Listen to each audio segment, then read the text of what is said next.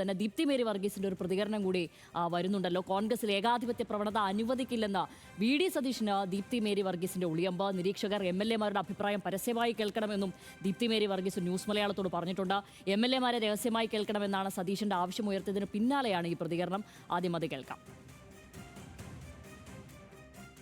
ഒരു തെരഞ്ഞെടുപ്പ് കഴിയുമ്പോൾ ആ തെരഞ്ഞെടുപ്പിൽ ജയിച്ചു വന്ന ആളുകളുടെ അഭിപ്രായം എടുക്കുക എന്നുള്ളത് ഏറ്റവും പ്രധാനമാണ്. രഹസ്യമായ അഭിപ്രായം എടുക്കണമെന്ന് വി.ഡി. സതീശൻ ആവശ്യപ്പെട്ടിരിക്കുന്നു മല്ലികാർജുൻ ഖാർഗെയോട്. അല്ല, അങ്ങനെ വേണമെങ്കിൽ അങ്ങനെ ആവശ്യപ്പെടുന്നത് അല്ല. ഈ രഹസ്യമായി എന്നൊക്കെ പറഞ്ഞു കഴിഞ്ഞാൽ ഇപ്പോൾ രഹസ്യമായി തന്നെ ചോദിക്കണമെന്ന് വേണോ വേണ്ടോ തീരുമാനിക്കേണ്ടത് ACC. അത് ACC തീരുമാനിക്കും എങ്ങനെ വേണം എന്നുള്ളത്. അപ്പോൾ രഹസ്യമായി ചോദിക്കുന്ന ഒരു കാര്യം പറയുമ്പോൾ എനിക്ക് പെട്ടെന്നൊരു കാര്യം ഓർമ്മ വന്നത് ഇവിടുത്തെ കൊച്ചി നഗരസഭാ തെരഞ്ഞെടുപ്പാണ്.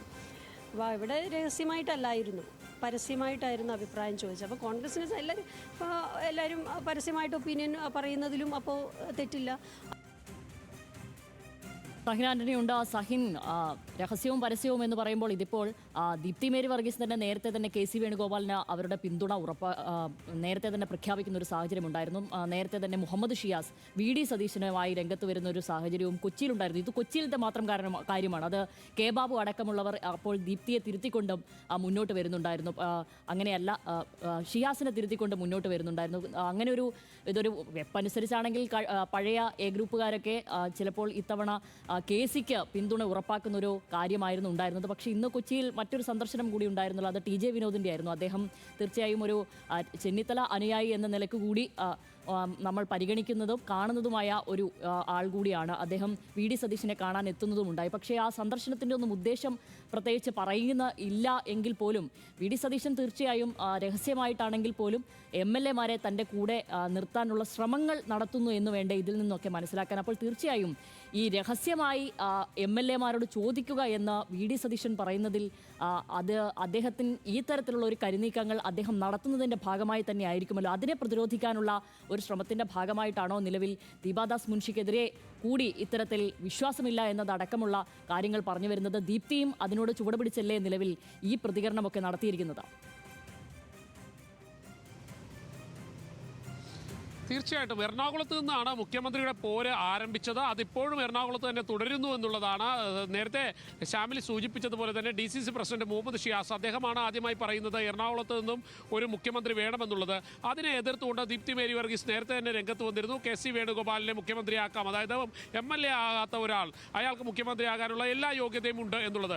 അത് ഇന്നും ദീപ്തി ആവർത്തിച്ചിരിക്കുന്നു. MLA ആകാത്ത ആൾ തന്നെ മുഖ്യമന്ത്രി ആയാലും പ്രശ്നമില്ല, മുഖ്യമന്ത്രിയാകാൻ എല്ലാവർക്കും യോഗ്യതയുണ്ട് എന്നുള്ളതാണ് ദീപ്തി പറയുന്നത്. ഒപ്പം തന്നെ വി.ഡി. സതീശൻ ഒരു ഒളിയമ്പ് കൂടി ദീപ്തി മേരി വർഗീസ് മുന്നോട്ട് വയ്ക്കുന്നു. അതിങ്ങനെയാണ്: പരസ്യമായി MLA-മാർ അവരുടെ പ്രതികരണം പറയട്ടെ. എന്തിനാണ് കോൺഗ്രസ് പോലെയുള്ള ഒരു പ്രസ്ഥാനത്തിൽ രഹസ്യമായി പറയാൻ ആവശ്യപ്പെടുന്നത്? പരസ്യമായി പറയട്ടെ.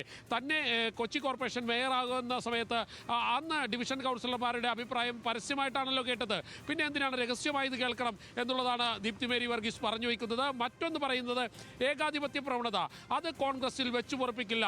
ഏകാധിപത്യ പ്രവണത കാണിച്ചിരുന്ന CPM-ന്റെ നേതാവ് പിണറായി വിജയൻ എല്ലാവർക്കും ഒരു മാതൃകയാണെന്ന് ദീപ്തി മേരി വർഗീസ് പറയുന്നു. അതെല്ലാവരും ഓർക്കണം, അതെല്ലാവരും ഓർത്തു വെച്ച് വേണം മുന്നോട്ട് പോകാനെന്ന് ദീപ്തി മേരി വർഗീസ് ഉദാഹരണ സഹിതം ചൂണ്ടിക്കാണിക്കാൻ ശ്രമിക്കുകയാണ്. അതായത് എറണാകുളത്ത് നിന്ന് മുഖ്യമന്ത്രിക്ക് വേണ്ടിയുള്ള പോര് വീണ്ടും ആരംഭിച്ചു കഴിഞ്ഞിരിക്കുന്നു. കോൺഗ്രസിൽ മുഖ്യമന്ത്രിക്ക് വേണ്ടിയുള്ള പോര് രണ്ട് നേതാക്കൾക്ക് വേണ്ടി പരസ്യമായ ആളുകൾ രംഗത്ത് വരുന്നു എന്നുള്ളതാണ്. ഒന്ന് വി.ഡി. സതീശൻ വിഭാഗമാണ്. വി.ഡി. സതീശനെ കൃത്യമായി അറിയാം. ഇന്ന് TJ വിനോദിന്റെ സന്ദർശനം കൂടി അക്കൂട്ടത്തിൽ കാണേണ്ടതുണ്ട്. ദീപക് ജോയിയും TJ വിനോദുമെല്ലാം വി.ഡി. സതീശനെ വീട്ടിൽ നേരിട്ട് എത്തിക്കാണുകയാണ്. TJ വിനോദ് അറിയപ്പെടുന്ന രമേശ് ചെന്നിത്തല വിഭാഗത്തിൻ്റെ നേതാവാണ് എറണാകുളം ജില്ലയിൽ ആകമാനം.